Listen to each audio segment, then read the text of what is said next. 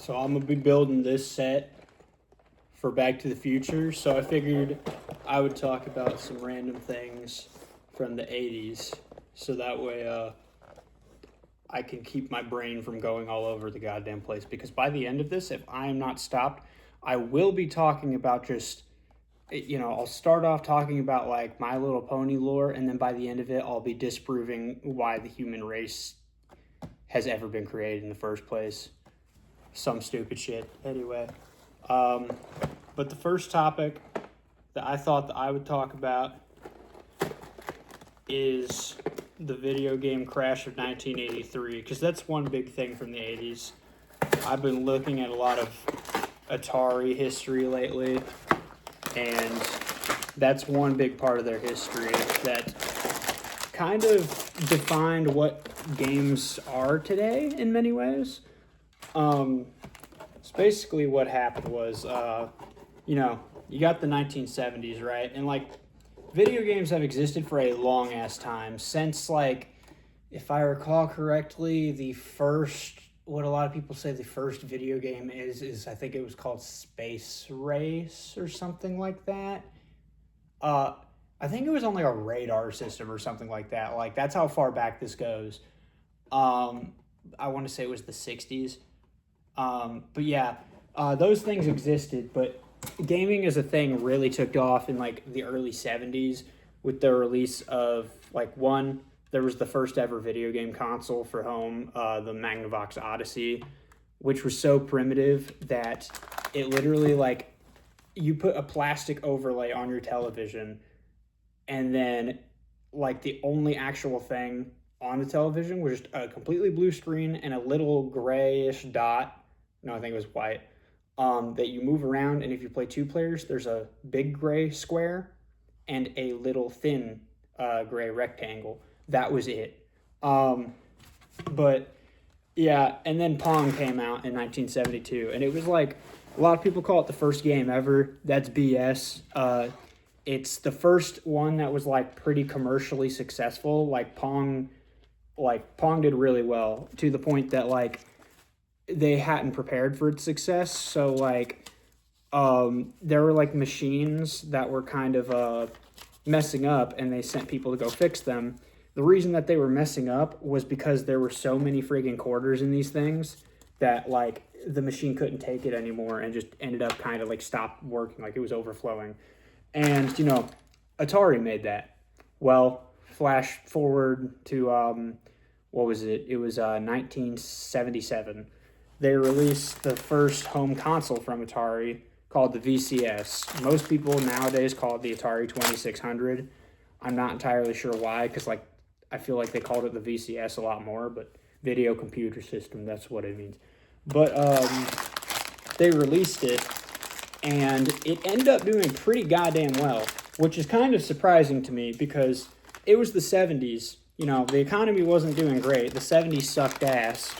And yet, like, somehow, despite the fact I believe it was $200 at the time, which in today's money is like goddamn near $900. Like, not even like brand new game consoles, like not even the overpriced ass PlayStation 5 Pro, and alongside its like the disc drive and attachment is that expensive. So like, it was a lot, but shockingly did insanely well. Like, swear I saw a video that said it was the highest selling like Christmas present of that year, which is kind of crazy to think about. But yeah, so it pops off, does super, super well. And, Atari releases a bunch of different games for it, Ironically, they never released Pong, despite it being like more or less their biggest game at the time, outside of another huge thing they released, Asteroid, Centipede, all that shit. I'm rambling a lot. But basically, that comes out, does well, yada, yada, yada.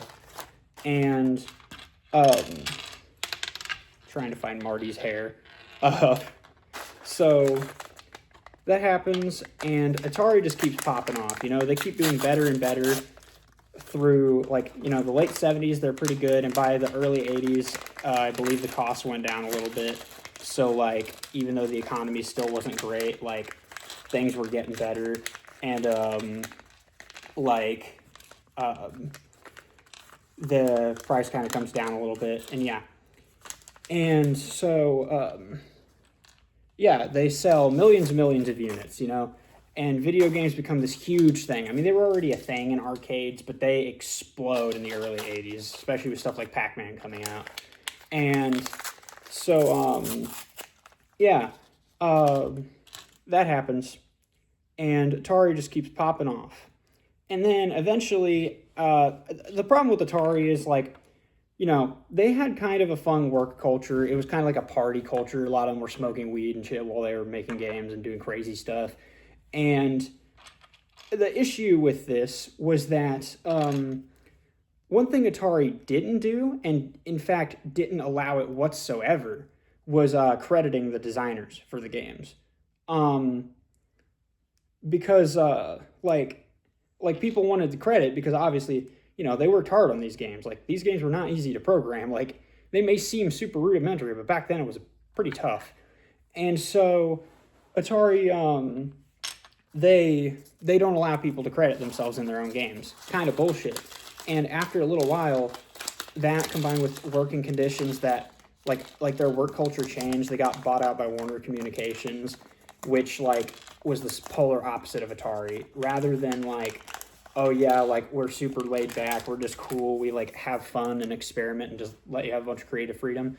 Warner was a lot more corporate, like a lot more calculated with that kind of stuff, average, like, big business kind of thing. And they didn't gel well. And a lot of people were like, that combined with the whole credit situation, they're like, hell with this, man. Why do we want to be here? Like, let's go jump ship. Let's do our own thing. So a group of them get together and they have like a mass exodus, and they found Atari. Or I'm stupid. Sorry, they don't found Atari. They found Activision, which you definitely know. Like you definitely know Activision. It is like, you know, they publish a shit ton of games these days, and whenever they do that, it was actually the first third-party video game developer ever. Because at this point, I forget what year it was. I want to say this was 79, 78 or 79. And, like, at this point, Atari just made all their games, like, or just ported them or whatever. Like, basically everything on the VCS console was Atari. Well, but Activision starts making games for Atari. And at first, they're just kind of like, hey, what the hell? What is this? You're not allowed to do this, because it was a brand new thing. And I believe they took Activision to court, and the courts were like, yeah, no, they can do this. Like, this is a platform or whatever. And so this was good because Activision, you know, it allowed for competition to light a fire under Atari's ass, and also allowed, you know, a more free market. Downside to this, the goddamn floodgates opened up, because what happens is, suddenly, you know, Activision starts making their own games, and they make some of the most beloved games on the console, stuff like Pitfall and Kaboom, that kind of thing. Real cool stuff. And they end up making things that, like, do really, really well. And other companies start taking notice of this and are like, hey, you know, we can make video games. And at the time, video games, like, basically throughout the 80s, pretty much near, like, pretty much up until around the early 2000s, but especially in, like, the 80s and most of the 90s, video games were more so, like, they weren't really seen as their own medium. They were seen more as toys for, like, kids. And, you know, like, with those toys, did I just make a mistake? Sorry, I'm checking something real quick. Okay, I didn't make a mistake. We're cool. But yeah, with these toys, like, sorry, I'm losing my train of thought because I don't know how to speak like a regular human being. But, yeah, like, now suddenly, all the toy companies, like the biggest toy companies, want in on this. Like they see it as the big thing, because it was a huge industry. Like, Atari was making money out the ass, and they wanted to, you know, like, capitalize on that. which, fair enough. But the problem is, when you get a lot of toy companies that don't really know a damn thing about how to make a video game, they basically just know, like, oh yeah, like you just kind of make it like it's a toy, I mean, that's just kind of how it works, right? So they know nothing. And the problem with them knowing nothing is when you don't know anything, you don't make very good stuff. And that kind of becomes a problem because video games aren't cheap, and they weren't cheap back then either. It's not a cheap medium to get into. And so, say you want to buy a new game, it's like what, like, outside of, like, earlier I mentioned how expensive the console was. I want to say new games were like something crazy like $50 a piece or something. Like they were not cheap. And that's back then money, keep in mind. That is absurdly expensive. And so you're gonna piss off a lot of people if you make some really bad games. So these toy companies and just a lot of other companies started making some really bad games. And it just kind of kept happening. And, the problem is they also wanted to make their own consoles, because whenever you have your own console, you don't have to, like, share the profits with Atari. You got your own little game console, and then you're going to be the next big Atari. So a lot of consoles started coming out, You had, like, the Intellivision, the ColecoVision, I think it was the Odyssey 2 was out by this time. Obviously the Atari, and a whole bunch of other ones that I couldn't even give a damn to tell you about because they're pointless. But all these come out, and suddenly a lot of the games on these things start kind of sucking. I mean, a lot of good Atari games come out. You got Haunted House, you got Adventure, you got fucking Super Breakout, you got Raiders of the Lost Ark. All these really neat little games coming out that are pretty good, especially for the time. But then you also got some pretty rough ones coming out, like a lot of them, especially licensed kid stuff.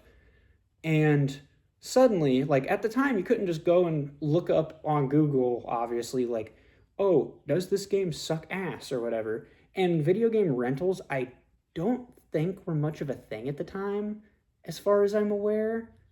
I could be wrong, but I don't think video game rentals really, like, existed back then exactly.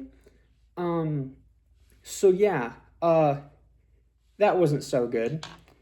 So then, suddenly you got a bunch of people for Christmas buying these games that end up sucking, and the kids get bored of them within minutes, which is kind of a problem whenever these things cost, like, by today's standards, I think, like, fucking, like, almost $90 to get a game or something like that. I could be wrong. That sounds crazy, but it genuinely might be. And so, whenever you're paying that much money and your kid gets bored of it super quick, they're going to ask for more stuff, and then parents are going to get kind of pissed off. They're like, what the hell?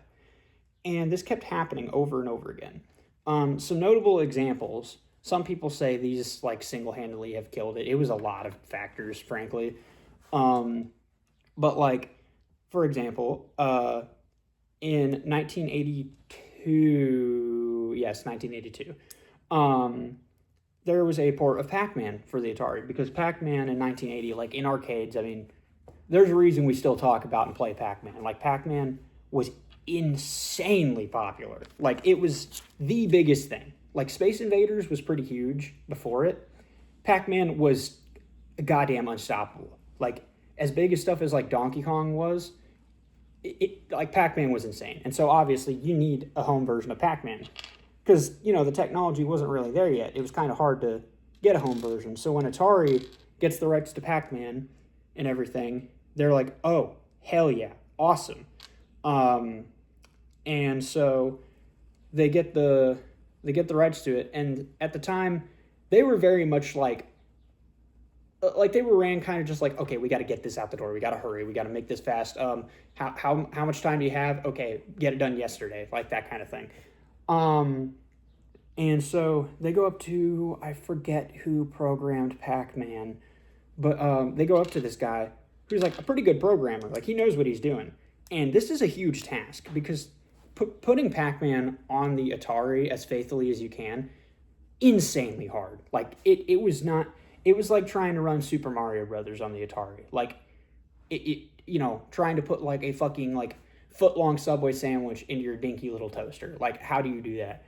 And this guy was given, I think, like 5 months, something like that. Like, a really, really short turnaround time. Tiny amount of time to do this. And he's like, well, shit, I mean, I can try, but like, it's going to be kind of rough. And, the higher-ups didn't care. All they cared about was making money. So, like, yeah. And they produced a shit ton of these cartridges when the game was eventually done. If I recall correctly, they produced, like if there were, like, 8 million Ataris out, I think they produced, like, 10 million cartridges. Which, like, they thought this was going to be so big that literally every person who owned a VCS was going to buy a copy, and then a shitload of people are also going to see that Pac-Man's out and buy a console for Pac-Man. That's how big this game was. And that's all fine and good, except the game kind of sucked. Like the guy did his best, and like a young kid probably isn't going to know that well, but like you can kind of see it wasn't very good. And at the time, this kind of porting thing was new. Like, Space Invaders was so technologically like easy to do that Space Invaders on Atari was very similar to the arcade. Pac-Man was not like this. Pac-Man was basically like new tech. And so when people bought this game for the holidays, they expected it to basically just be the arcade version, like as close as you can possibly get. Kind of like what the NES version was, where it was just a little bit of a downgrade, but still close. Yeah, it wasn't like that. It was not like that at all. It was very, very dinky. And so because of that, a lot of people were pissed off, and they were not happy about this situation because, I mean, Pac-Man's the biggest thing ever. People are going to get kind of upset whenever they feel like they've been cheated and lied on, or lied to. And also, I think, was this also in 82? I want to say it was. 82 was kind of like their last hurrah.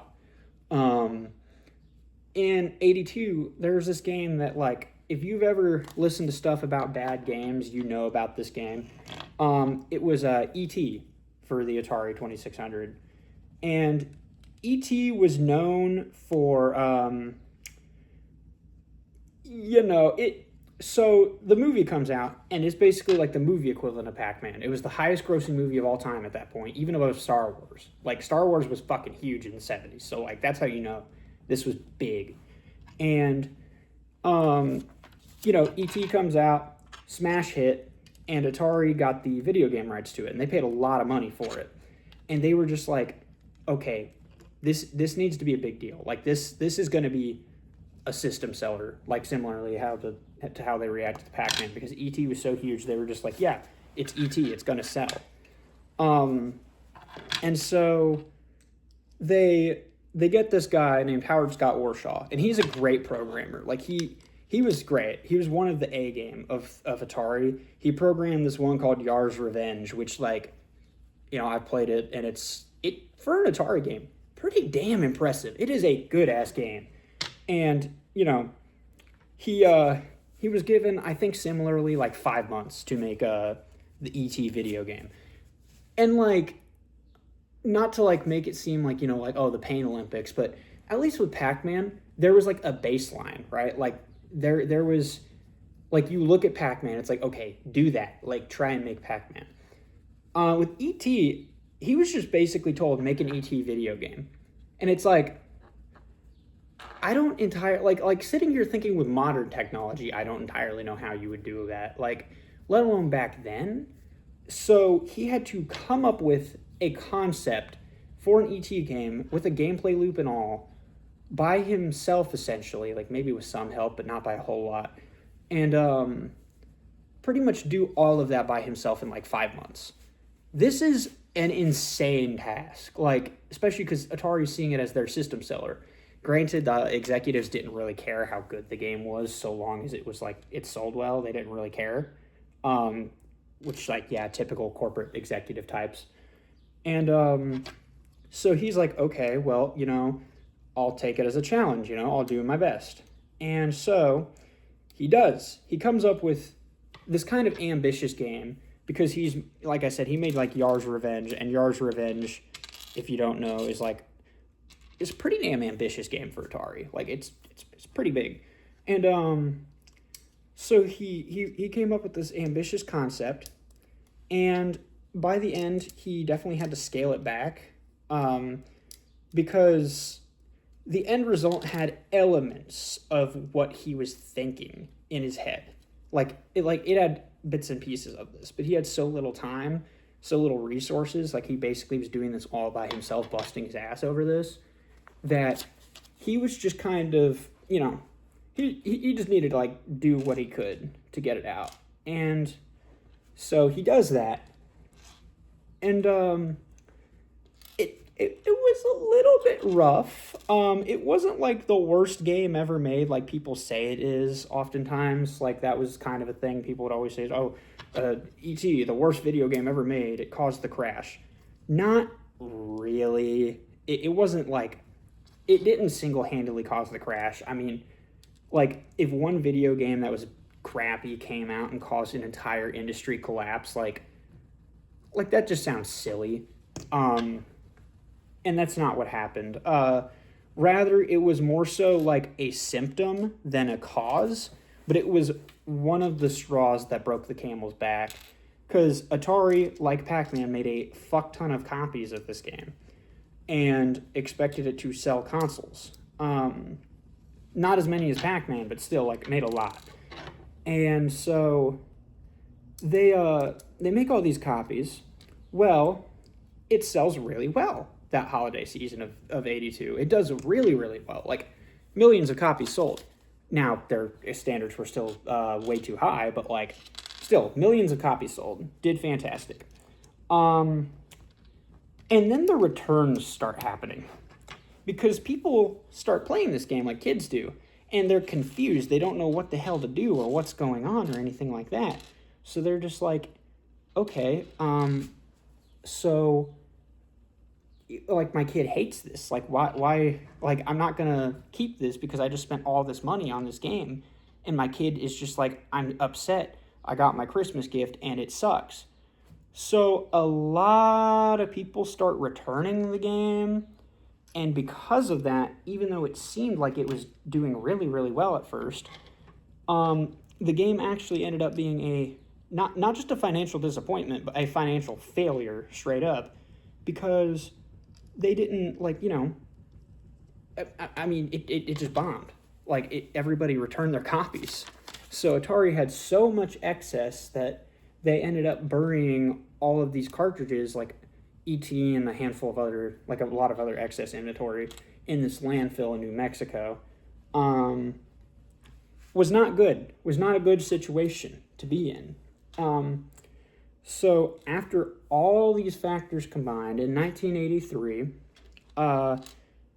Atari ended up needing to file for bankruptcy because, like, they were in such an awful spot that, like, they lost, like, I forget it specifically how much money they lost, but I think it was, like, something insane, like $500 million or something in, like, 1983 money. Like, that, like, they basically just, like, died overnight practically. Like, I mean, maybe not overnight, but they were in a terrible position. Like, it was bad.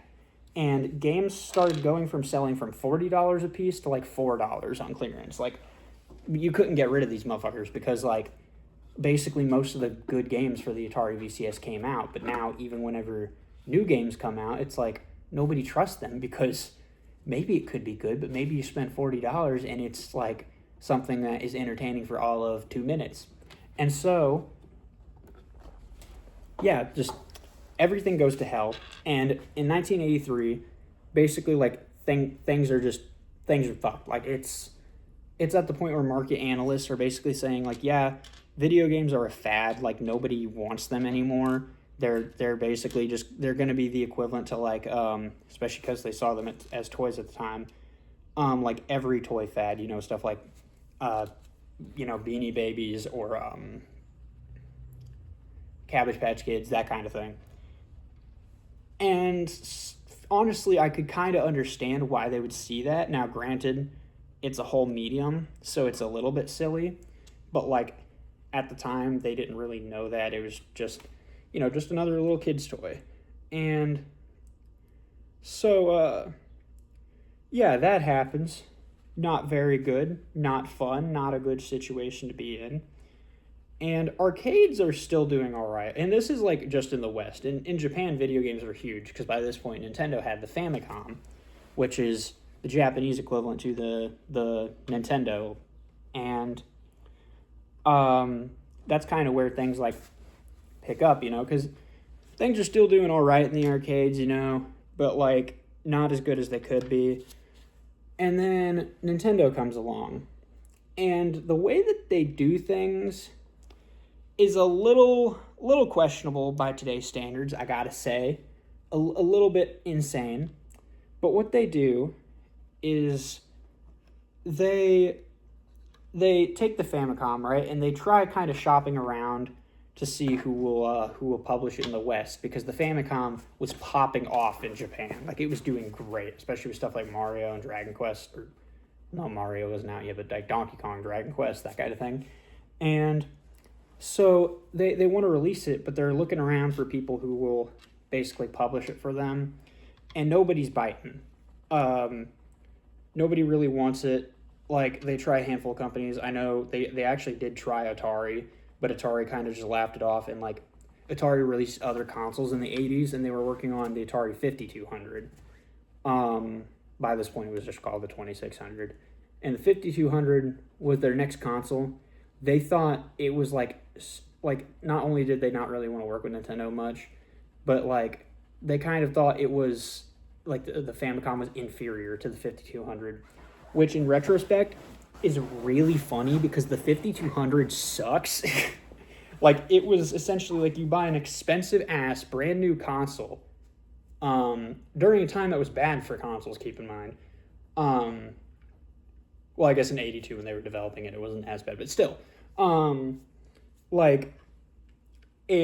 it was like barely an upgrade from the 2600. Like, it was an upgrade, but it was like so small. Like, it was in many ways it was even less of an upgrade than like what you'd see with like a pro console nowadays, which says a lot. And then Nintendo, after all this time, decides, you know what, hell with it, we're going to take a risk, and we're actually just going to go ahead and publish the NES, the Famicom ourselves in the West. Like, we're going to take a chance on this.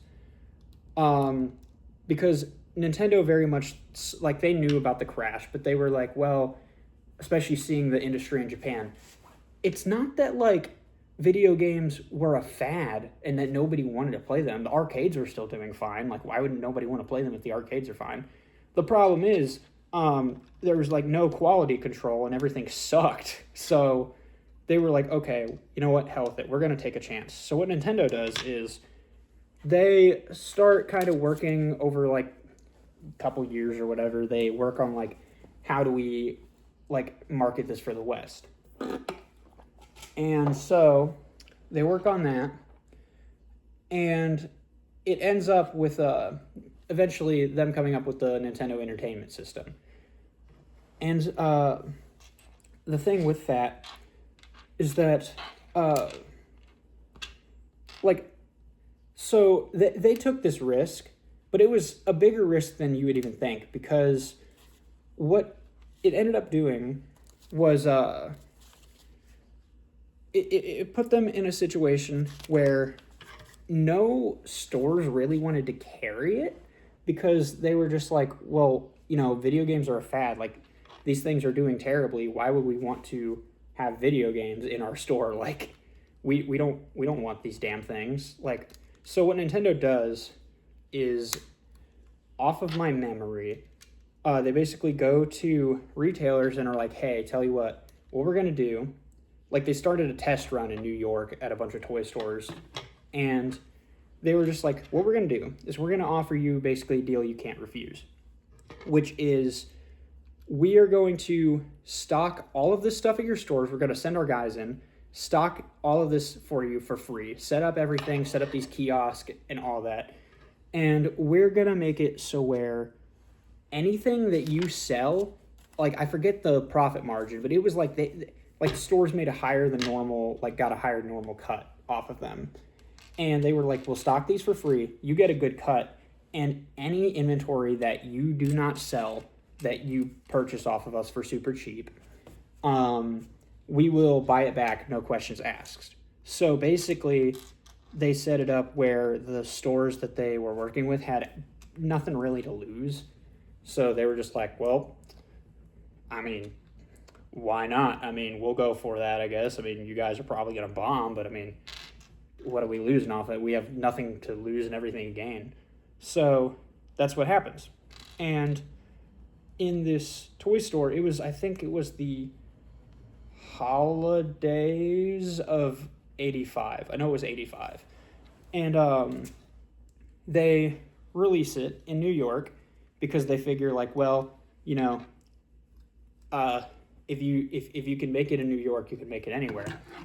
And sure enough, it does actually pretty well. Like, not amazing, but still pretty damn good for like a video game console that's supposedly part of a fad.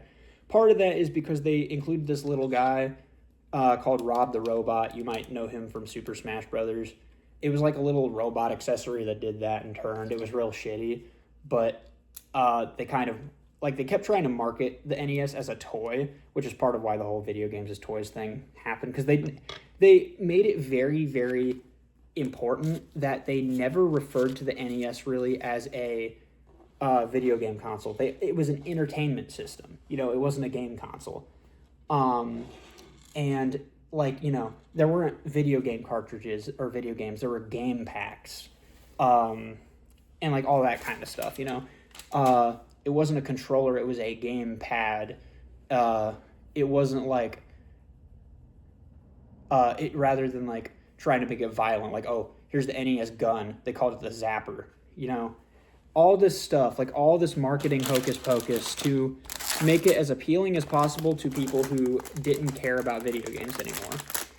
And it worked. And so, eventually, into 96, or my bad, 86, they start releasing it globally, or not globally, like all throughout the US. And it pops off. Like, it does insanely well. I mean, it launched with I forget if the original console bundle, I don't think it came with Super Mario Brothers. The console launched with the game, but I don't think the original bundle came with it. But very quickly after, they realized, yeah, this is our best game. We're going to bundle a cartridge that has Duck Hunt and Mario Brothers, or Super Mario Brothers, in the console. And Super Mario Bros. Blows the hell up. Like, it's a super, super popular game. It still stands the test of time. Like, for the time especially, people who were used to Atari games were blown away. Like, and even like people who were into arcade games, because at the time, because of limitations of Atari and just the nature of arcades, basically, like, the vast majority of games were seen as like, oh, you got to get the high score. You know, you do this task, and you do this task over and over and over and over again until you get the high score. There were some games like Adventure or like Haunted House at the time on Atari that you could like beat the game. But like generally speaking, those were the exception to the rule. Even the more advanced games were like get the high score. Mario wasn't really like that. I mean, it had a scoring system and all that. But like, you know, obviously Super Mario Brothers wasn't about that. It was about beating the game, going through all these levels, going through these worlds, and eventually saving the princess. It had like a little story. It had like its own unique little weird world. All that cool stuff. And so the NES does really well. Like, it was like the highest selling thing of 1986 in Christmas season. And by like the late 80s, it was so popular that like I think the statistic was like 1/5 of every household in the United States had an NES, which is like, you know, obviously pretty insane. Like they did really, really well. Like, Nintendo took a massive risk on this. Like, they could have sunk their company, and by this point, Nintendo was like, like about 100 years old. Like it was founded like the 1880s or 1890s. So this would have been huge if this sunk the company. A big deal, but it didn't. Like in fact, it put them really on the map. I mean, they already had a presence in the West, like in the U.S., because of Donkey Kong. Like that, Donkey Kong was huge. Like not as big as Pac-Man, but like getting there. And yeah, so understandable why this was a big deal. But yeah, they did it. They nailed it. There were a handful of methods as to why, because the big thing was they did keep quality control. Like the games on Nintendo were much more consistently good. I mean, very few things were as good as, like, especially early on, like basically nothing was as good as Super Mario Brothers. I mean, that's kind of a given. I mean, for like early NES games, Super Mario Brothers was like the game, and like nothing really came close. But like throughout the years, they kept a fairly consistent quality to things, and a lot of that was because one, I mean, Nintendo, like Atari, put a ton of effort into their games, but they also weren't ones to constantly try and rush games out like Atari were. Like they were very much like, yeah, we'll take our time, we'll develop a bunch of games, and we'll make sure these games are good, because at least like good for the time. Because yeah, if they don't do that, then it's going to wind up being the same situation all over again. And they had this thing called the Nintendo Seal of Quality, where it was like, oh, if Nintendo stamps something with its seal of quality, that means this game doesn't suck ass. Like, we only let games that have that be on the Nintendo. Which is funny, because a lot of really, really bad games got that stamp. But, yeah. So, they're doing that. And doing just generally super, super well.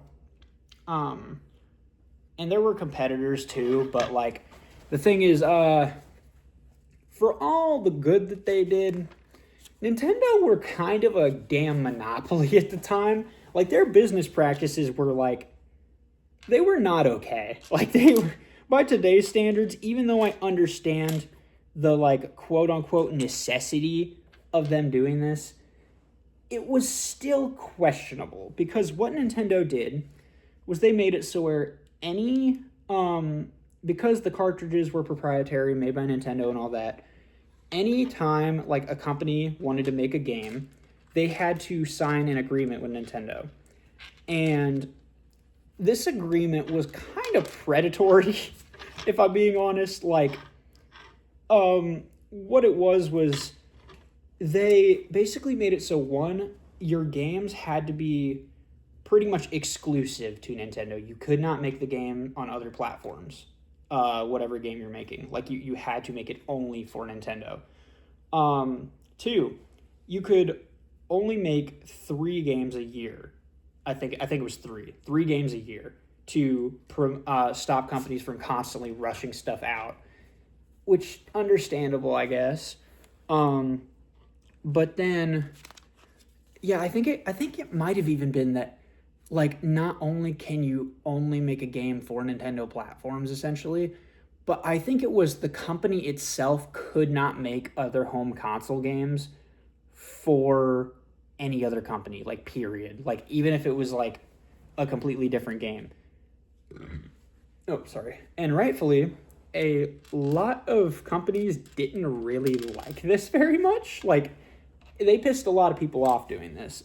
You can see Nintendo's perspective, because if a lot of stuff was constantly rushed out and being crappy, then like limiting the company's ability to rush stuff out constantly is fair. It's mostly, my problem is, and probably what a lot of people thought back then, a lot of companies, was like, Nintendo was kind of seen as like the new kid on the block. Like Atari was, and like Mattel and all them, they'd done this before. Nintendo was seen as like the new guy. And it was kind of like, if like you're working on like I guess the best way I could put it is, you're working on a group project and it's kind of not going great. And then some guy who has taken the class before, but like is still pretty inexperienced and like new to this whole thing, walks in and is like, sits down, is like, we are going to do things exactly my way, in every little step of my way, and you are all going to listen to me, and we will make something better. But you will have to listen to every little thing that I say. And you're just like, who is this dude? Like, what? Like, we barely even know this guy. And so a lot of companies got kind of pissed off. Some of them found workarounds, like, for instance, Konami and I think Capcom. They made, like, sort of like dummy companies. Like, I think it was like Ultra Games or something for Konami.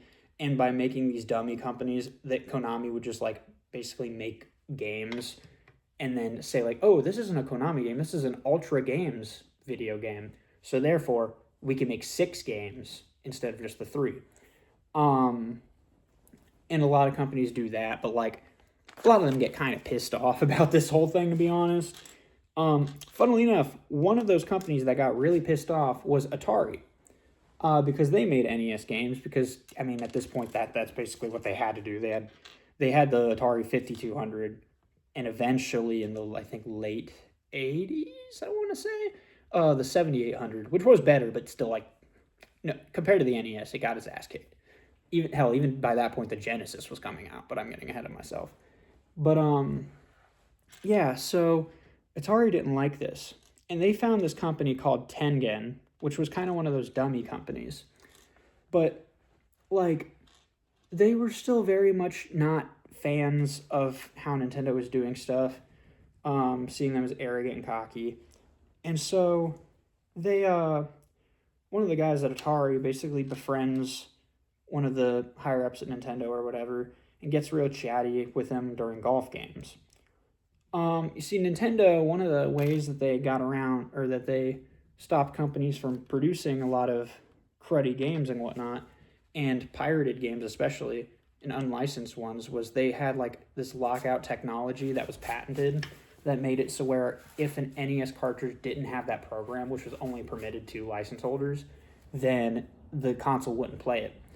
Well, Tengen, this one dude for Tengen or Atari, one day goes up into the patent office and everything, and it keeps trying to, like, you know, after he finds out enough on those golf matches to kind of learn a little bit more about this 10NES program. That's what the lockout code was called. He goes into the patent office and says, oh, so typically patent offices, you can, like, walk in and you can look at certain things, but typically you're not allowed to, like you can walk in and look at stuff, but it's so complex that it's not something typically you can just look at and then be like, okay, I understand now. You cannot make copies of it unless it's for litigation. So this guy comes up and fraudulently, like, just walks in and tells them, like, oh, hey, I'm in an ongoing case with Nintendo. I need to be able to access this program. So, can I, like, come in and can I make copies of this? And the patent office is like, well, yes, because it's for litigation. It was not for litigation. And so he just illegally receives this and copies it. And they start releasing these Tengen games that are completely unlicensed. Well, eventually, after a bit, I forget if they self-reported or how it worked exactly, but Nintendo catches wind of this and is like, hey, kindly, my good sirs, my good friends, our senpais at Atari, hello, I was just wanting to ask, kindly, what the fuck? And this guy's just like, yeah, like, I'm sorry, but we had no choice and everything, like, this is, yeah. So Nintendo, kind of rightfully so, is like, okay, so, we're gonna, like, sue the piss out of these guys. And they do that, and eventually the court decides, oh yeah, like, Nintendo is in the right here. Y'all just straight up, like, went into the patent office, lied about suing them, and then walked out of here breaking the law blatantly and fully knowingly on top of that. And there was, like, direct evidence for it. And the guy was just like their argument was like, well, it's ridiculous to think that Nintendo should be able to have these powers over other companies. Like, this is like, this is unfair practices and things like that. Like, this is unfair trade limiting. And to their credit, I mean, yeah, kind of, because Nintendo, like, sure, you could argue, like, yes, Nintendo was doing this for quality control. They were trying to make it so where video games that come out, like, aren't these, like, terrible, like, pieces of crap. Problem with that is, there was kind of a, I don't know if conflict of interest is the word, but it was like, yeah, they were doing that, but let's be real here. If you're making a monopoly in your favor, I mean, there's obvious reasons, like, why you would kind of be like, well, yeah, it's for quality control. Yeah, that's why we're doing this. Whenever it's like, okay, but if you're benefiting this much from it, is it though? Like, is it actually? But at the same time, you probably shouldn't just blatantly break the freaking law. It's not typically how that works. But yeah, I digress. Atari loses. 10 games are forced to be removed from shelves. All that. It was a whole ordeal. So, as you can probably tell, a lot of people not very big fans of Nintendo's program, but you can kind of see what Nintendo was doing, where they were coming from with all of this. But yeah, that was a whole thing. And plus, like, at the time, Nintendo, I think, had something like 80% of the home video game market. Like, it was a huge amount in the West. Like, basically anybody who wasn't playing a Nintendo, like, was playing a different console, people would just be like, look at this nerd. Like, what? Like, what's he doing, this bozo over here? Like, why is he trying for anything else? And that's not good. Because while, yeah, Nintendo was releasing a lot of banger games, they were also letting a lot of awful games slip through the cracks. And frankly, it's just bad to not have competition. Like, obviously, that's not a good thing. And so, Nintendo ends up eventually, like, they're dominating. And in 1989, Sega releases the Sega Genesis, which in the West, it's like the Mega Drive and other places, but yeah, they released the Sega Genesis, and their big thing was, like, for the time, for 1989, the Genesis was super, super powerful. Like, it was pretty powerful at a pretty decent price, too. And its whole thing was like, oh, it's like arcade accurate gaming in the house. Nintendo was still beating their asses. Like, it was like they were dominating. And so eventually Nintendo's like, well, or Sega takes a look at things and is like, well, Nintendo has Mario, right? This is kind of a big thing. We need to change up our strategy. Because at the time, Nintendo was stating in the West, like, oh yeah, we're not doing like a next generation console right now. We have no plans for it. The NES is doing great. Why would, like, Super Mario Brothers 3 is around the corner. Why would we, it's like their biggest game. But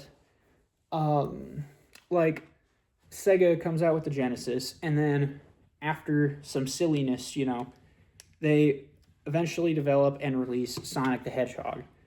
And, I mean, Sonic was huge. Sonic was a big deal.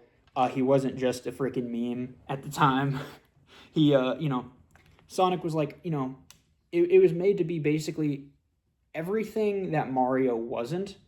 So Mario, he wasn't really edgy. Sonic was edgy. He was kind of like, you could take your time with Mario. Sonic was very much like, no, like, get, like speed is like the name of the game, like moving fast and everything. And so, that was like, it ended up becoming a big deal, and they started selling Sega Genesises. They dropped the price because I forget, by 1991, when Sonic came out, Nintendo released the Super Nintendo because they saw the Genesis existed and were kind of like, well, in the future, maybe this could pose some problems, so we'd probably better go ahead and, get the ball rolling. They released the Super Nintendo and everything. And, that around the same time, Sonic the Hedgehog drops. And so does the price of the Sega Genesis. Because compared to the Super Nintendo, like, the Sega Genesis was running on 80s technology, as where Super Nintendo was well, I guess it was still 80s technology because consoles typically are a couple years behind on tech. But like, let's say Super Nintendo was running on like tech from like 88 or 89, probably 89, and Sega Genesis was running on tech from like 87, maybe even 86. And so, it wasn't as technologically good, but um, the thing that they did have a leg up on was what is it? Oh, I need to make two of those. Sorry. Was that they because of that the price was coming down on stuff. So I think Super NES, I want to say, with it came with Super Mario World, but I want to say it sold for $2.99, and it was a technical powerhouse. But Super Mario World, I mean, it showed that a little bit, but it didn't show it as much. Like F-Zero and Pilot Wings, the other two games that came out alongside the Super Nintendo, like they showed it better for sure, but like it didn't seem like it hadn't showed its full potential at all yet. And what did show its potential is the Sega Genesis, because Sonic came out. And the Sega Genesis, they dropped the price down to $2.99, which is $100 cheaper, obviously, and like started including Sonic with the Genesis. So it explodes. It's a big deal. And because of that, okay, here, yeah, okay, I gotta put this here. Because of that, they start doing really, really well, like really well. And Nintendo starts sweating a little bit. I mean, the Super Nintendo does pretty damn good too, but like Sega's kind of popping off in the West. Like in Japan, they weren't quite as big. In Europe, they were fairly big as well. Not huge compared to like over in the US, but like with Sonic, they start doing crazy good, like shockingly good, and they start kind of beating out the. For a short time, they were like they were definitely beating the NES for a very, very, very short time, but like that's just because like the NES has been around for years, But then they, for a time, I think the market in the US was like Genesis had like 60% of the market or something like that. So it was like, they were giving Nintendo a run for their money for sure. Like they were doing pretty good. And like so that's how the whole console wars thing happened. How like they started releasing like these commercials directly antagonizing Nintendo, and then Nintendo kind of fired back, not as hard, but like still. And yeah, that was a big part of their history. I'm just kind of, this started as like a thing about the crash of '83 and just ended up becoming a whole hodgepodge of random stuff. Let's see here. That's how we got to display that. But yeah, that was a whole thing. A lot of stuff happened back then with all of these. It was a big thing. And then the Atari released the Jaguar and it sucked ass. That was all. That kind of screwed them over. They didn't do so hot because of that, but that's a whole other ordeal. But yeah, that was kind of how all that stuff went. And also Nintendo was a lot less strict in the night. I mean, they were still strict about especially like all the stuff that kind of came out with violence and stuff, which that was another big part of game history, was like the ESRB rating system, like the whole like E-rated games, E10, Teen M, like that thing. That was a big thing because in the early 90s, games started getting more edgy. Like there were violent games and stuff like that before, but generally speaking, because they were still seen as toys, it was seen that like basically the vast majority of people who played games were kids, which, I mean, true, but plenty of adults played games too. It was just kind of seen as like a stigma, like very few adults actually sit there and play arcade games, like, oh, they don't have time, and why would they play those kind of things? That's lame. And so that wasn't as big of a thing. But then stuff like Mortal Kombat came out. Mortal Kombat, you know, kind of known for being violent as hell, especially for the time. Like you see people getting their heads ripped off with their spines dangling and their hearts ripped out. And by today's standards, it's like, yeah, it's violent, but like a younger kid could see that and still be like, oh shit, like, oh my god. But like, probably won't be phased, to be honest.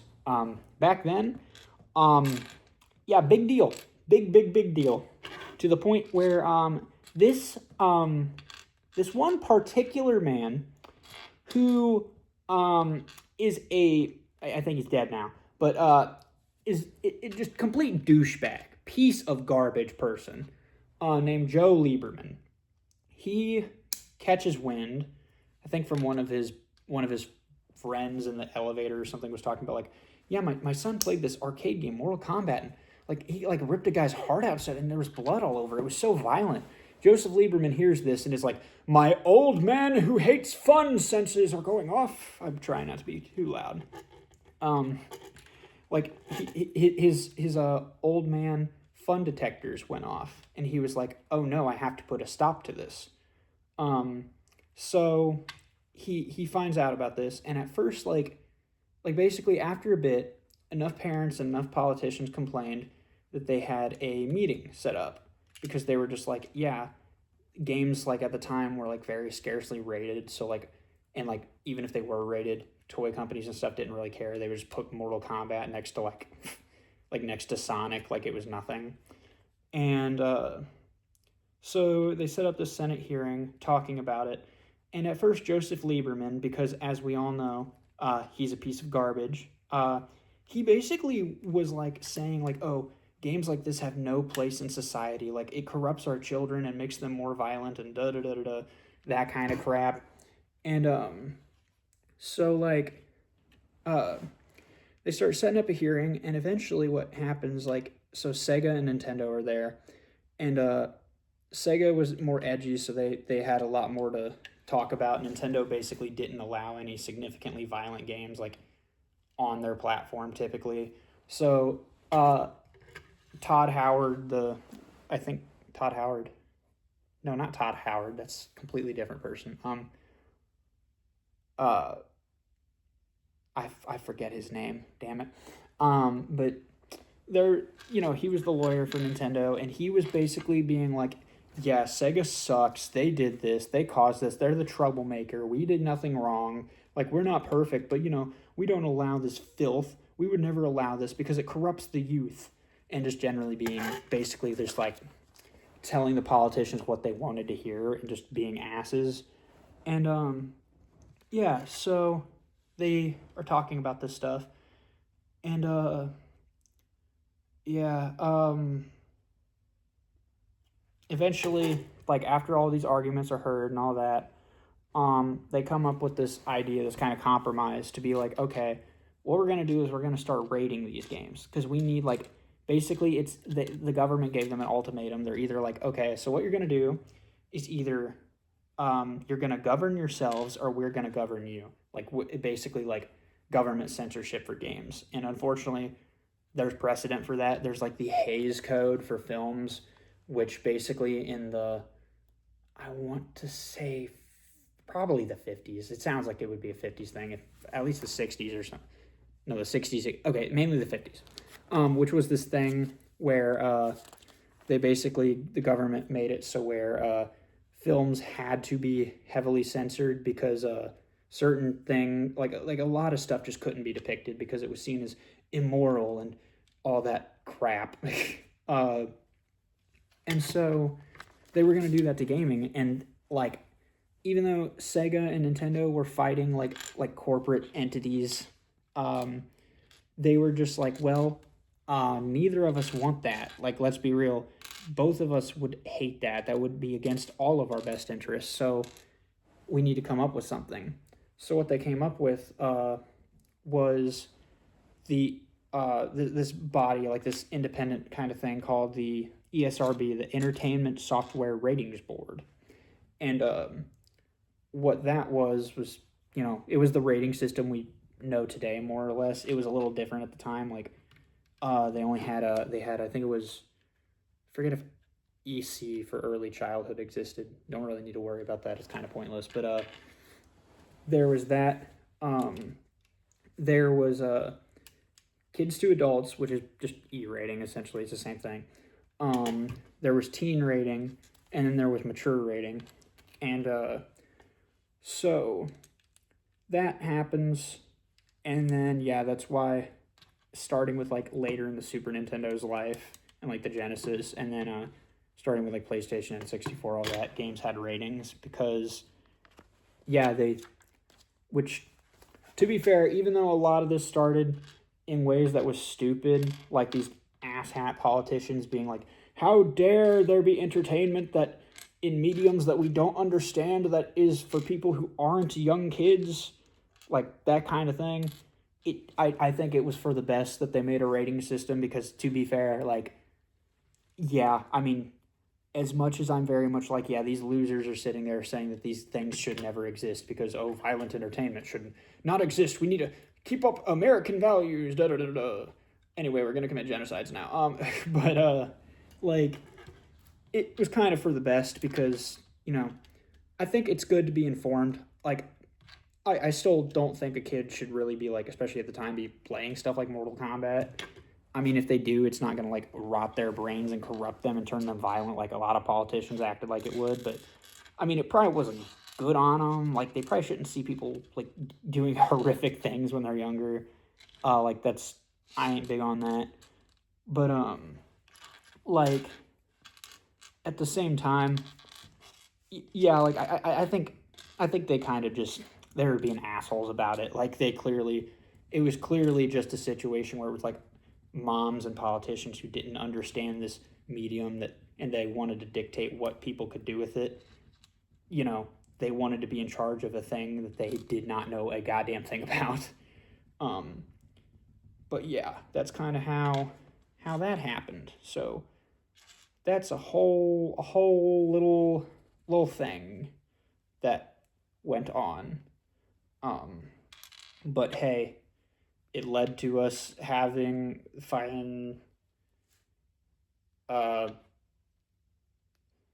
trying to think of a funny game. Sonic 06, I don't know. But yeah, that's there was a lot of stuff that happened that I just know off the top of my head because I have listened to a ridiculous amount of little history videos about random things because I have a lot of stuff that happens in the background that I learn about, and I try to keep it in my very, very poor memory. I fail most of the time, but I attempt to, so that's something. Yeah, that's game stuff. This is how the build's coming along thus far too. I'm very excited. This is actually, for a set that was $28, especially because I only, after cashback, paid like $12. Pretty good. Like, this is cool. It's looking great. Has a lot of detail to it, and has been, you know, I've been yapping, so it's been taking me longer than it probably could, but like, I'm not complaining. I mean, hell, it's pretty good value. But speaking of which, maybe I should talk about maybe some 80s movies and whatnot. Maybe obscure 80s movies. Talk about that. Why not? I'll talk about some obscure 80s movies that not as many people talk about that I've seen that are pretty good. There's let's see. There's this one film that I really like because I especially like you know, I like animation, especially like adult animation. And one, I would call it an adult animated film, not because it's super directly explicit, more so because its subject matter is like very adult, which is When the Wind Blows. It is a British film that is kind of a mix of stop motion animation and like hand drawn. And what it is it's based on a book. I think the book has the same name if I recall correctly, but it's about this old British couple who kind of live in like rural England, like I want to say a little outside of London or something, and they have a kid who lives in London during the 80s.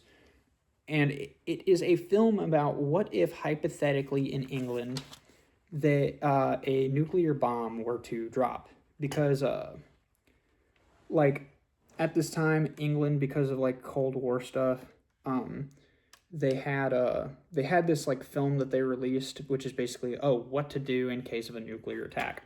But this film was heavily criticized for being like not very helpful. Like it was very outdated information and they kind of knew it, but they released it anyway. And people were like, well, for people who are especially in rural areas who aren't as educated on this stuff, like they aren't going to know any better. Like they're not going to be able to take care of themselves in this situation because you dumbasses sit there and release this video with like such outdated, inaccurate information. So this film was essentially made to kind of put that to the test. Like, okay, hypothetically, what if an atomic bomb dropped? So partway through the film, an atomic bomb falls, obviously, and it hits like London, and the older guy, like he served in the military and stuff like that, and like he kind of glorified the English military and all that. But like when this bomb falls, one, their son, who was like basically like somebody who just moved out of his house and everything, like I want to get out of the country and all that, he is implied to have likely just been like pretty much atomized, like he's dead. And they kind of like, the couple is very naive, and because the husband trusts the government so much, he basically throughout the film, like the first half, is setting up his house to have one of those nuclear shelters that they discussed in that film, and following it to like a T, like every aspect of it. And you kind of, especially with modern knowledge, get the feeling that like this doesn't sound like it's going to really work. Like something about this just doesn't feel right. And he trusts it blindly. Like he fully and utterly trusts the government, because why would they put out this video, you know? Like why would they put it out with inaccurate information? They're the government. They know what they're doing. And so he blindly trusts them. And then the bomb falls. And it's just a sad situation. You essentially watch as this couple is just put through a situation where anything that they could do wrong, or they could not really understand about how radiation works, they do wrong. And they kind of keep trying to be optimistic, saying like, oh, whenever the soldiers come to like help us out and everything, like, oh, whenever like the English military comes and helps us, and like the rescue teams and everything, they'll clean all of this up.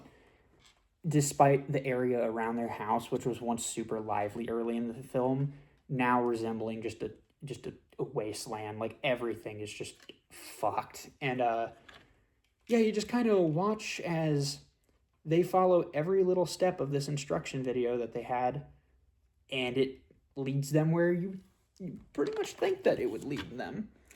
And it's just a bummer, man. But it's a great look at like kind of history and like what was going on during that era, kind of like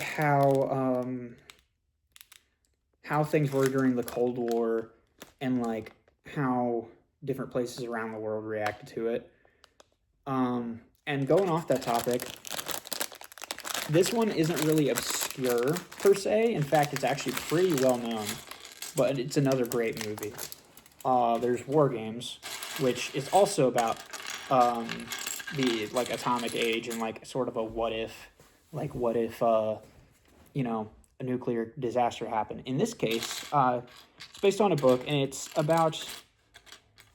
little bit harder to watch, I think, than When the Wind Blows is, not because like emotionally it's more difficult or anything, or like it ages badly, because it ages well, except it like because it's about computers in many ways, it's a lot harder to kind of how would I say it? Like it's a lot harder to kind of understand the technology in the movie because it's about computers of the 80s, and computers of the 80s very very different, like early 80s, keep in mind.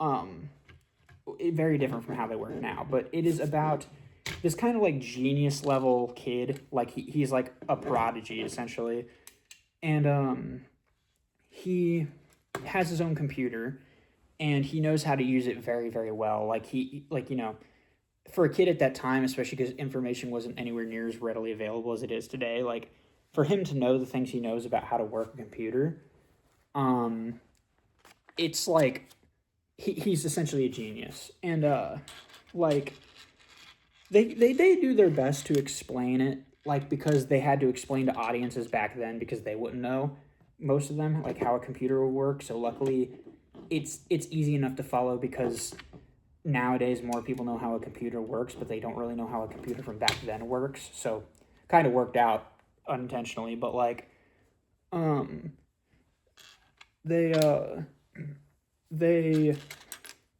yeah, so the main character goes on this kind of server, because at the time a lot of government servers and stuff were just kind of more open because they were more naive about computer security and stuff. It existed, but it wasn't like, it wasn't seen as so much of like they, it was essentially like there was a weakness at the time where hypothetically a regular person could get into government systems, like if they had the knowledge, fairly easily because they were set up to defend from countries, not from domestic stuff. Um, and so this kid in the film basically tries to play a video game on his computer called War Game, or no, it's a global thermal nuclear warfare, I think is what the game was called. But he starts playing this game and it's like a strategy game. What he doesn't realize is that this game that he found is actually a government like simulator, where it's basically it's like simulation systems for attacks. And because he starts playing this game, it's basically sending out a bunch of signals of like um like of nuclear like threats and stuff like that, because to him he just thinks it's a game, like him and his girlfriend are playing it and don't realize what they are doing. And yeah, so because of that, he unintentionally sets off like essentially alarms at the government, where they think because of what's going on that the Soviet Union is attempting a nuclear attack. And kind of a big deal because at the time, the Cold War was still going strong, like nuclear tensions were really really high in the 1980s. Um and so because of that, the government is like, well, shit. I mean, if they're gonna start attacking us, like, we gotta prep for this. Like, and it starts going to like closer and closer to DEFCON 1, which, if you don't know, DEFCON is like basically this system where like the government tells like for national security threats, it starts at like, typically it's always at DEFCON 5, and then if things are a little bit scary, it goes to DEFCON 4, like a little concerning. DEFCON 3 and then above is like things are getting worse and worse. And DEFCON 1 is basically like, well, we are fucked. Like, things are just fucked. We're just going to have to go into panic mode. Nuclear disaster coming right now. But, yeah, so gradually via the news, this kid and his girlfriend find out, like, oh my God, this was a test function. Like, we just set this off. This is bad. Like, this is really bad.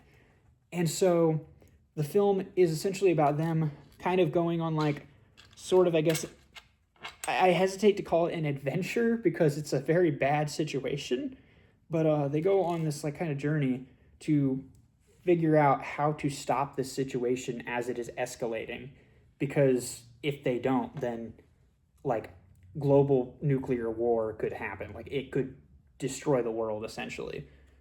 And it is a damn good movie, a scary one, but a damn good movie. Like it is a very, very well done film. And what's cool about it is, unfortunately, this story, trigger warning, involves fucking Ronald Reagan. But uh, Reagan saw this movie because he was a big movie buff. Because I mean, he was an actor and friends with Hollywood people, so he saw this movie, and it messed with him. He was just like, he was talking in like some sort of meeting or something, and in a rare moment of Reagan being an intelligent fucking human being, he was talking with people, and he was like, "Hey, I saw this film, War Game, okay, and I want everyone here to watch this film." So if I recall correctly, he had like a screening of the film to a lot of national security people, and at first they were like, "What the hell? What do you mean? Why are we doing this?" And they watched the film and everything, and they're like, they're also like a little bit shaken up. And he turned to them and he's just like, "Could this situation hypothetically happen? Like, do you think with our current systems that this could be something that like could theoretically happen?" And in a kind of terrifying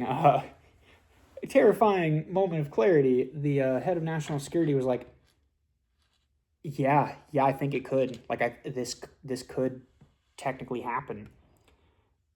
And so, yeah, Reagan was like, "Well, shit." So they ended up changing things up to where, like it basically altered government computer protocol and security systems forever, because, like, this movie depicted the idea of like, okay, what if like a civilian or somebody were to like an accident were to happen, and like a close call were to happen. And to be fair, I mean, close calls did happen in the 80s even after this. Like, there was for instance, okay, yeah, I am putting this the right way. I mean, obviously there were like multiple nuclear disasters. There was Chernobyl in 1986. But if I recall correctly, I can't remember the specifics, but I remember hearing that like there was a situation in the 80s, or like at least at some point, maybe even before War Games, um, where something shockingly close to the movie's plot happened. Like concerningly close to it, where it was like a very, very near like nuclear disaster because of some like little mistake. In fact, yeah, it was I think it was something in the USSR. There was this guy in like a submarine or something, and some detector that they had set up that was basically like there to detect if an atomic weapon attack was happening. Um, that like went off, and typically when that sort of thing goes off, it's like, one, for all that the people in the submarine know, like the battle, like the lands above when they resurface are just going to be a wasteland. But also, for obvious reasons, it's like you're kind of supposed to retaliate with nuclear warheads, and the sub was armed with nuclear warheads. But the guy who was piloting the submarine had this gut feeling like something doesn't seem right about this. And against protocol, he told the people in the team, or in the group, not to fire the weapons, and like just kind of like wait it out. I mean, realistically, there wasn't much he could probably do anyway. So he was just like, "Yeah, don't fire the weapons." Sure enough, it was a misread. Like, it was a mistake in the system. And it's crazy to think that, yeah, like, if that guy hadn't in that moment thought to like, okay, no, something's wrong here. Like this doesn't feel right. Like, I'm not gonna do this because something feels off about this. Like, and had he been too trigger happy to launch an atomic weapon there, I mean, we probably wouldn't be here today. Like, we had that guy not in that moment listen to his gut that one little time in this tiny secluded incident, things might have gotten real bad. Because, mutually assured destruction. Like, if they sat there and launched the nukes, then like, I mean, yeah, there would have been like a whole panic. So yeah, I just find that whole like the whole idea fascinating, because this stuff is that stuff's scary. It's depressing, but it's interesting. Um, Actually, hell, this isn't even an '80s movie, but One movie that also depicts it is 13 Days. Yeah, 13 Days. Which is about, it's like it's an adaptation of like a book documenting it, but it's like it's like a historical film about the Cuban Missile Crisis in the okay, I didn't mess that up, in the 60s, with Robert Kennedy and stuff, or Robert and JFK. I'm having a moment, and yeah, it's a depiction of that, and it's a pretty intense movie because I mean, the stuff they were drawing off of is horrifying. Like the idea that like yeah, very nearly like that was like probably in terms of at least politically speaking, and not like just a simple accident. That whole event in history was the closest we have ever come to that. Um, Crazy that I'm making this for you to sleep to, and I'm discussing this stuff, but I mean, it all turned out okay in the end. So, that's good.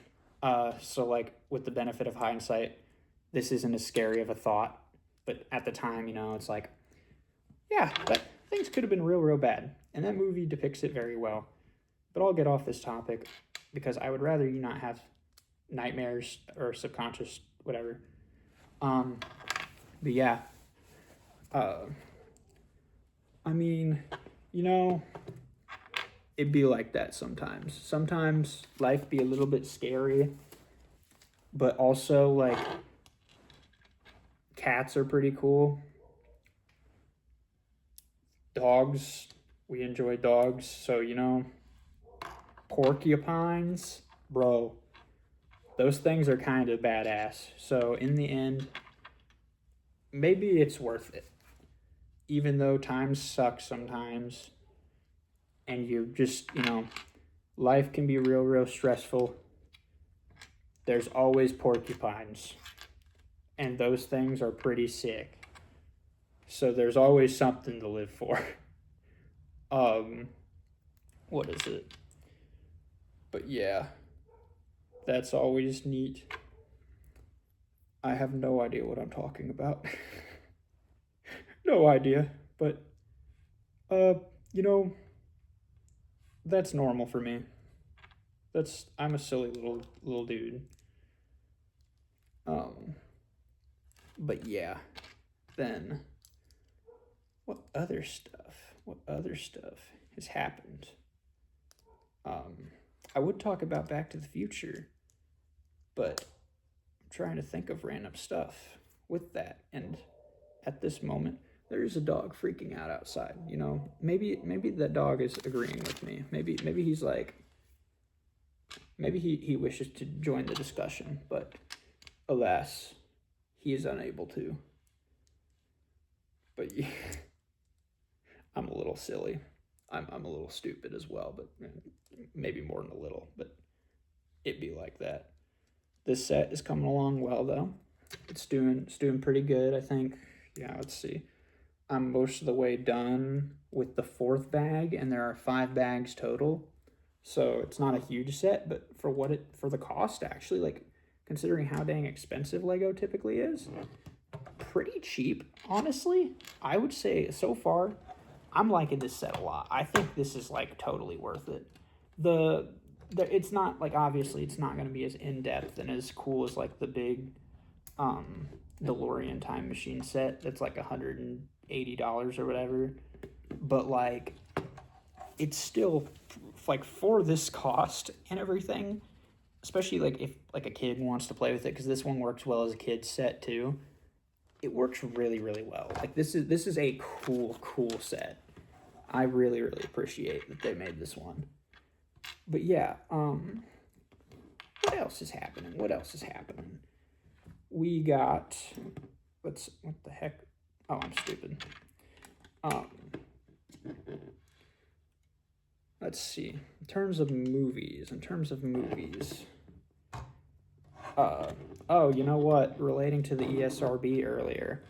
I mean, I'm not as in-depth in my knowledge about this off the top of my head, but like one kind of interesting thing too is with the MPAA, or the Motion Picture something association. Basically, the ratings board. They're equivalent to the ESRB. One interesting thing is how the PG-13 rating is formed, because a lot of people, I feel like, don't really realize that. Sorry, I just noticed a cute detail where on the step numbers on this, step 88 it looks like the LED display because you got to go 88 miles per hour in the movie to time travel. That's pretty cute. I love those little details. They even have like lightning and stuff like the movie. That's sick. But anyway, with the MPAA, a lot of people like kind of assume like nowadays typically how ratings are is like PG is like family friendly, PG-13 is like, you know, somewhat family friendly, but like it depends, you know, it's kind of a bit more edgy, like Marvel movies and stuff like that. And then you've got R-rated movies, which are more so like obviously like they're for adults. But back then it was a little bit different, where there's also NC-17 these days as well, but that's very rarely ever used. But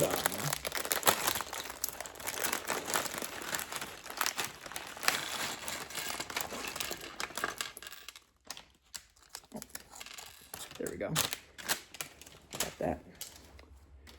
But yeah, so back then, whenever it was first, I think the rating system, because movies used to not have ratings, but I think the rating system back then, I want to say it started in 1969, might be 68, one or the other, something like that, or late 60s. Like, so back then, okay, cool. Like it started out, what it was there was G rating, and nowadays G rating is seen, like it's very, very rare in general, but G rating is essentially seen as like little kids movies. Like you got your Paw Patrols, you got Gabby's House, that kind of thing, like basically preschooler level movies. Back then it wasn't really like that. A G rating basically meant what most people see as a PG now, where G just meant general audiences, so basically like a family could go and watch this movie. Like young kids can watch it, old people can watch it, like all ages. Kind of like what E for Everyone refers to these days for video games, but like, what is it? But back then it was a little bit different for it, because, you know, obviously that's changed. And yeah, so there was that, and then there was PG, which PG meant like parental guidance, obviously, but like what PG was back then is essentially what we see PG-13 as now. So like movies like the Indiana Jones films, Back to the Future, stuff like, I'm trying to think of some other early examples of PG-rated movies. Like a little bit darker. Granted, people still typically took their kids to see PG-rated movies, but like they were a little bit darker, had a bit more swearing, a bit more edgy and stuff like that. And then there was what is it? Yeah, there were those kind of things, and then there was R, which R is the only one that has basically stayed the same.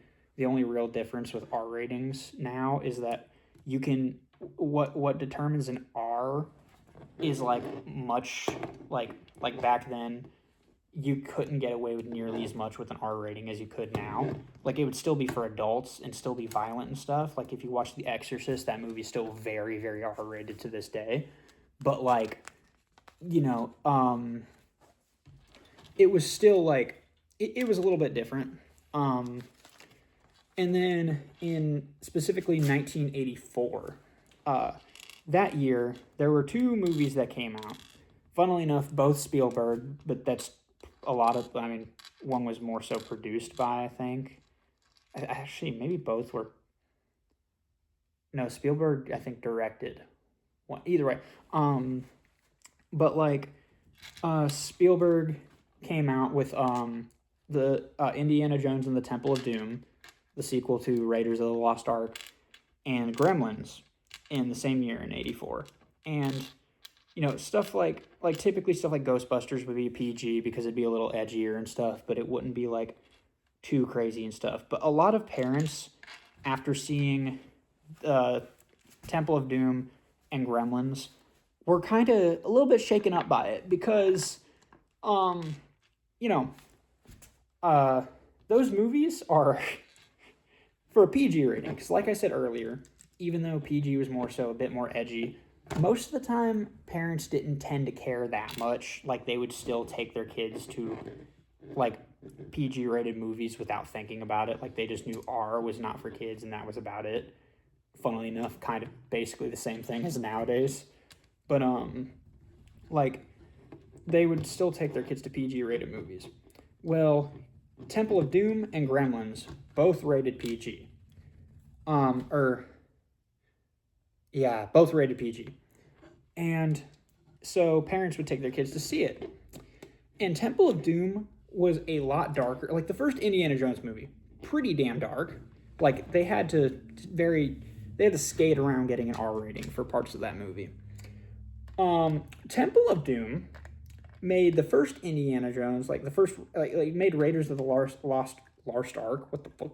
Lost Ark look like it was like fucking Barney and Friends. Like, it's so much more dark, so much more violent, like brutal movie. Like a guy gets his heart ripped out. There's like some really distressing and disturbing scenes in that movie. Like, it is.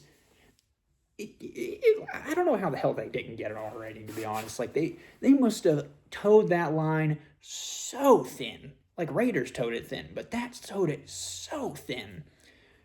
And so that movie comes out, and when kids go and see it, they promptly shit themselves.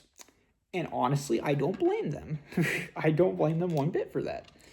And parents are like, hey, what the hell? Like, that movie was, kind of fucked up. It was very messed up film. And so, these parents, they start complaining a bunch. And then Gremlins comes out, and it's kind of a similar story with Gremlins, where Gremlins, like, I wouldn't say it was necessarily as on-screen violent as Temple of Doom, because Temple of Doom is a pretty violent movie. Gremlins was still violent, but most of it was more cartoony. But yet there were still some scenes, like, for instance, there's a scene with a gremlin basically threatening a woman in her kitchen with a knife, and we've seen what the gremlins have done so far. They are fully willing to just kill people because they're like entities of chaos. And so it's pretty dark, and eventually the woman survives by putting it in a microwave. And it's pretty violent. And once again, kids saw this movie and it scared the hell out of them. Like, it was, for a young kid, that movie is pretty scary. And so parents complain yet again.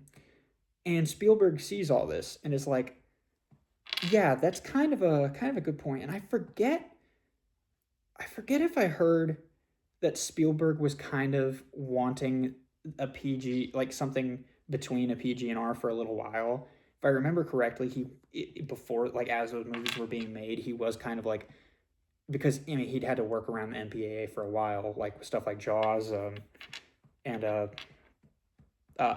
Raiders of the Lost Ark and all that stuff. So, like, he kind of went to them, and at the time Spielberg was like the goddamn godfather of Hollywood, like, because he was like a Hollywood messiah. And he comes up and is like, hey, so yeah, these movies are terrifying children and way too dark for kids, but, like, they're not really up to the point of being R-rated, except maybe Temple of Doom. I'm not gonna lie, I would kind of argue that movie that movie kind of prompts an R rating, to be honest with you, but got away with it. But, like, he wanted to talk to them and was saying that, and he was just kind of like, so can we like get the ball rolling with this, like, because this is getting kind of bad and this is going to hurt ticket sales or something. So what they came up with was PG-13, and PG-13 back then was actually kind of different from how it is now. PG-13 now is kind of the opposite in the sense that, like, oh, hold up. Kind of the opposite of what it was back then, because at the time, like nowadays, a PG-13 movie, like I mentioned Marvel movies as an example earlier, typically, like, they're kind of just like PG rated movies, but with like a bit more angst and stuff. Like, you can get away with a good bit on a PG-13 movie. Like, you can say, I think the current rule is you can say the word fuck once, so long as it's not in a sexual context, and you can get away with it. Like, a lot of movies do that. But at the time, like, things were a bit different because like PG-13s, when they were first introduced, like, rather than basically being a PG rated movie but with a little bit more angst, a little bit more edginess, a bit more swearing and violence, back then it was basically PG-13s were basically just R-rated movies but toned down a little bit. So, like, rather than being like, oh, it's basically just like an edgy PG rated movie, it was more so like an R-rated movie, but they were holding back a bit. So, like, for instance, while I would argue it's not as violent stuff, the next Indiana Jones movie to come out, The Last Crusade, that movie was rated PG-13, and people who don't know this context will probably be a little bit confused by this, because, like, wait, why was this one PG-13 and the other two are PG, whenever, like, if anything, Temple of Doom is more violent and Raiders is pretty comparable? It's because of the time PG-13 didn't exist. It was just kind of like a thing where, how would I describe it? Like, it wasn't a thing yet. And, so whenever they come out with this new rating and everything, they start making that into a thing, and throughout, like, the rest of the 80s, with 84 and onward, or like the second half of 84 onward, like most PG, like basically all PG-13 rated movies from the 80s in particular and like early 90s, you see as like they're very much like, sometimes you kind of wonder how the hell they got a PG-13 rating, because they're oftentimes pretty dark and violent compared to a PG-13 nowadays. I mean, PGs are the same thing these days, but like, especially with PG-13s, you kind of wonder like, how the hell? But like, what is it? Then eventually, gradually, if I recall correctly, part of the reason why modern PG-13s are the way that they are, comparatively speaking, because you might wonder, like, okay, so why did they change? It was because PG-13s, they kind of found out, like, studios learned that they're kind of a sweet spot between, like, so R-rated movies tended to not really get as much money because, like, kids who didn't have like a parent or guardian or whatever wouldn't be allowed to go see R-rated movies, and that vastly limited the audience, because then families wouldn't go and see them. Teenagers couldn't typically go and see them without, like I said, like some sort of ID, and so because of that, they didn't tend to gross as much. But PG-rated movies sometimes were seen as like, they're a family movie, so because of that, they weren't seen as like kind of edgy and cool for like teenagers to see, like, by that point. And so PG-13, they find out, is the sweet spot where they're pretty edgy movies, but like not to a point where, oh god, this one's a little complicated. Not to a point where like a teenager couldn't go and see them, like they were still definitely like like, they were edgier, but they weren't R-rated, you know? And so PG-13s start, like, those movies start making a hell of a lot of money because they're popular with couples, you know? They're, teenagers can go and see them, but also they're not so explicit that, like, parents never let their kids go and see a PG-13 rated movie. It's, you know, they're not really supposed to, but like they can get away with it and it's fine. So gradually over time, to like more so kind of appeal to general audiences, they make PG-13 rated movies like a little less edgy each year until eventually it gets to the point where we're at now, where like a PG-13 rated movie really isn't crazy, like um what's the word I'm looking for, like it's not super explicit, and frankly you could probably take a kid to a PG-13 rated movie these days and it'd be completely fine. Like tons of kids go and see Marvel movies. Like Marvel is basically marketed to kids just as well as adults, so like that's kind of where we're at now because of that. I'm not saying that's like a good or bad thing, really. It's just interesting to think about to me.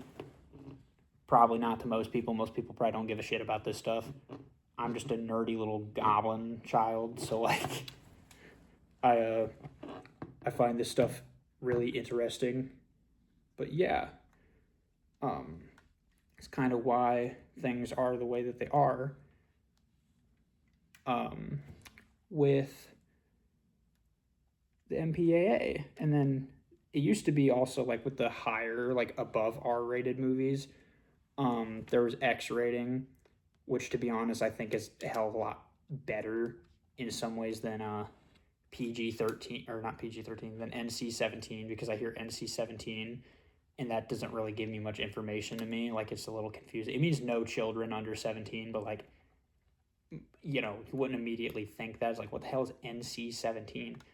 Um, but X rating was essentially like yeah, movie theaters are not going to show this movie because it's essentially labeled as like, that's why you hear like, oh, like XXX for like like really explicit like sexual material, is because it like seeing triple X, it was seen as like, oh, it's like that explicit that it's like it gets 3X ratings kind of thing.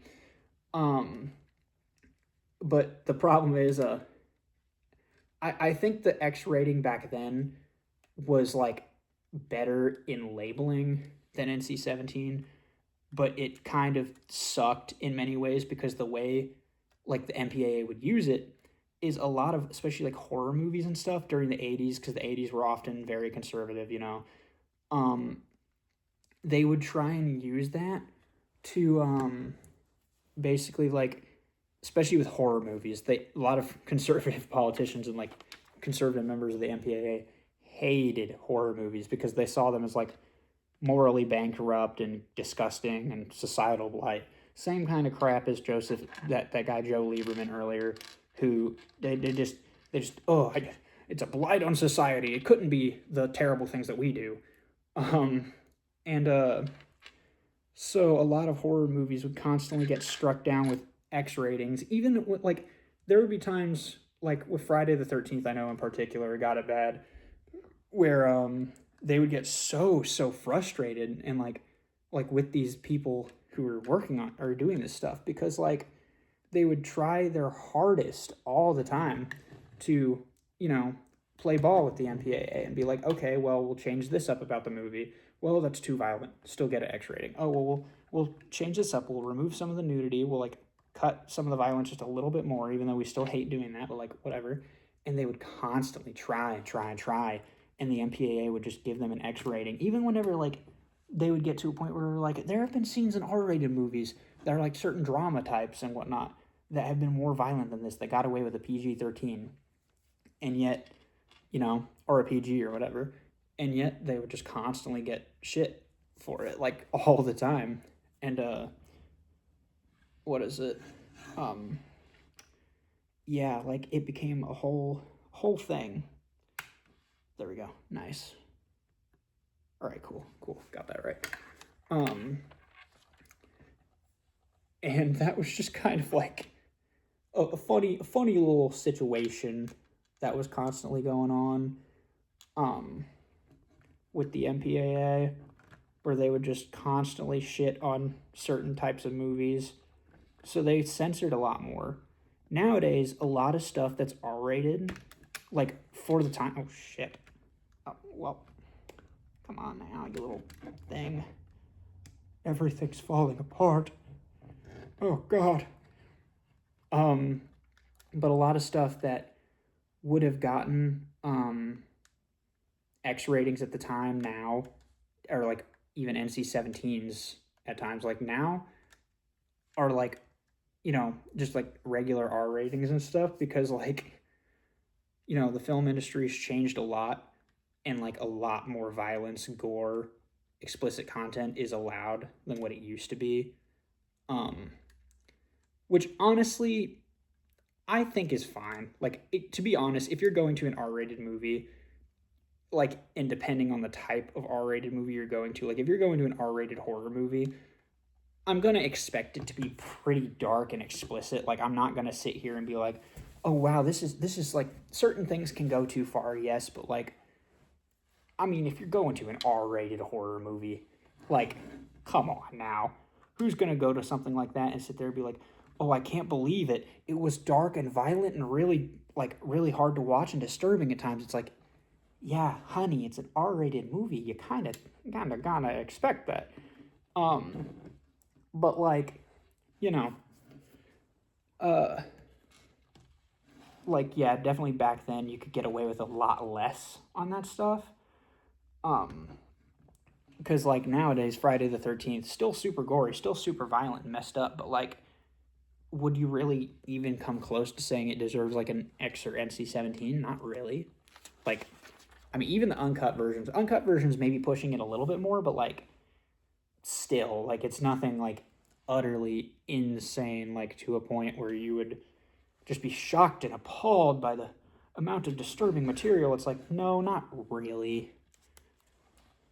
I will say one critique I have on this build is some of the pieces definitely look like they could come off a little easily. Like, can't really see it, but some like the blue bits kind of stick out. But it's not a huge deal, I don't think.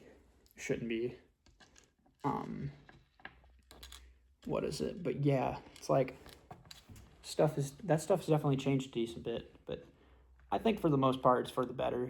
I don't like censorship. I don't mess with that stuff. Like, I really think that, like, even bad media, and there is some media that definitely takes it too far. There's a reason that there's the term Netflix exploitation now, because streaming services can get away with a lot more than like theaters typically can. I mean, kind of, yeah. They definitely raised the bar for how explicit things can be, and are part of the reason why now you can get away with so much.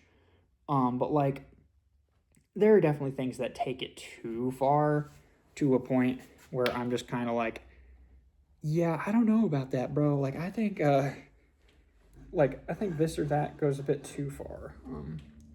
Should I build Back to the Future Part 1 or 2? I think Part 1, probably, because the dates on here line up with Part 1's. I just hope it doesn't roll around too much, to be honest, but it should be fine. Alright. To be honest, I like Back to the Future Part 1 a little bit more. Granted, I've not seen Part 2 in a while. I'd like to rewatch it because, I mean, it's still a fantastic movie. Like, I would never say Back to the Future Part 2 is a worse movie. It's just kind of entirely up to preference. I think there's a little bit more to nitpick in the second movie compared to the first, but when I say little, I mean really little. When I say nitpick, really nitpick. It's still like one of the greatest movies ever made. Question is, how do I attach this? Is this like... okay, I see. Cool. But yeah, definitely a lot with that stuff. And like, that's why you see a lot of legacy sequels from like the 1980s, or for like 1980s movies coming out, that like a lot of those legacy sequel type things, they tend to have PG-13s, even if the original movie is a PG, like Top Gun, Maverick, and stuff like that. Because, I mean, it basically got a PG-13 back then. It was just a little bit different. Did the original? No, I don't. I think the original Top Gun got a PG. I think. I want to say it did. But, yeah, that's why a lot of those are very different. But yeah, it's pretty interesting to me. Most people find it kind of boring and probably don't actually care that much, which is why this is good material to sleep to. Because I'm a little nerd who likes to yap, so sometimes it's good to have that. Okay, do the wheel. Okay, yeah, the wheels definitely do spin, which is good, but at the same time, I kind of hope it doesn't make displaying this thing harder. Maybe there's something that I could put it on that makes it not roll around all over the damn place. Still cool. Yeah, and then, oh, here, I'm gonna take this off of here so that way I can put Doc and Marty in here.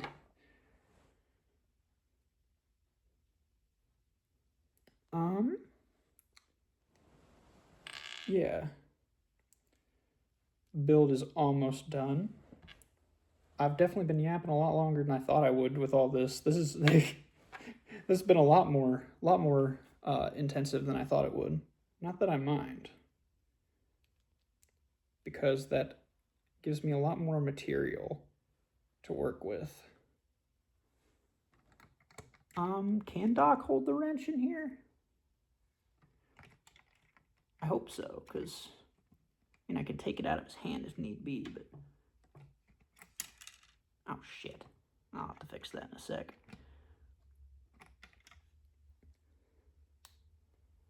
Here, I'll do that.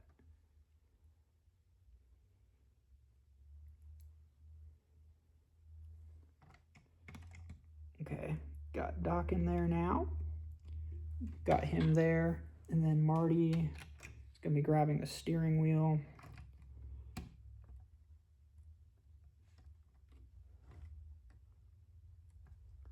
And got that down there. I'm a little quiet because I'm trying to set this up. But... oh wait, do I have to kind of... is Marty sticking up too high? Marty might be sticking up too high. Can't tell if it's Doc or Marty that's causing this. Damn you! Is Doc not... oh, okay, that's why, because I didn't set them back. Or I didn't sit Doc back. All right, I think I got it. Does Marty need to sit back too, or... oh no, it's made to be like that. Okay, cool. So there's Doc and Marty in there. Watch capacitor. All right, cool. All right, this came with a lot more extra pieces than I... oh, well, no wonder, because you can take these and kind of... I'll put part of this together. Why not? Make this last a little bit longer. Maybe I'll hit the 2-hour mark. Who knows? Probably so. That's about where I'm aiming at. Yeah, it's the future license plate that they had for that. And then, yeah, you can set it up to where it has the sideways wheels so it can fly as well. There's little bits and pieces. I'll put them together, but I'm pretty sure that, it's not really going to make much of a difference outside of the Mr. Fusion. So, yeah. All right, that's pretty sweet. I can go ahead and throw this stuff away, but I'll show off the build in a second. Gotta pick all this stuff up and throw it away, because being Lego, there's a lot of random stuff on here that I gotta toss in the bin. I will be right back. But yeah, a lot of random media stuff floating around in my head. I'm definitely gonna have to come up with more material because that's most of what I know. You can't see it, but this space is very small. That's fine though. Yeah, I'll go ahead and show off the build. Pretty cool. This came out just today, so I've seen this set for a bit. I've been pretty excited for it. For the price especially, this is cool. It even, like, wheels move and stuff, so you can drive it around and whatnot. I do need to fix this bit real quick. See if I can get that nuzzled in there. Okay, yeah, there we go. It's fixed. Yeah. Pretty sweet. Pretty sweet. I dig this a lot. This is definitely like one of the coolest little Lego sets I've seen around. Like, this is sick. It was worth every penny. I'm very, very happy that I got this one. Granted, there are a lot more extra pieces than I expected. I guess because this isn't like an adult set, so I'm guessing it's in part because they expect kids to lose more pieces, which, fair enough. I don't blame them for that. It's just definitely a little bit odd. There's a lot. But I don't really mind that very much, so I'll go ahead and put the booklet up in here again. Go ahead and do that. And I will have to pretty soon move my desk and all that back inside, but that's okay. That's okay. I guess I'll just put all of the extra pieces in the box for now. Usually when I build a Lego set, what I do is I take all the extra pieces that came with it and I put it in a baggie, and lately, since I've got a few sets, I've started taking them and putting it inside of this old Lego bag that I have with some of the old stuff that I used to have as a kid for that I ended up keeping. We sold a lot of our old Lego table, which now looking back, I understand why I did it, or why we did it, but still kind of a bummer that we lost all those pieces, but I'm sure it made some kid very, very happy, or some adult, so I can't really complain too heavily about that. So that's pretty fair, honestly. Oh, shoot, I dropped it. Oh, everything's falling apart. It's all going to hell. I need to pick up this piece. Let's see here. Of course, hopefully you're asleep by now. That's my goal by this point. Yeah, I could put the wrench with it, but I don't really need it. I'll go ahead and put that in here. The only other complaint that I have with this set that's kind of weird, and it more so relates to Marty. So Marty's minifigure, right? It looks great in a lot of ways, but it's kind of hard to see.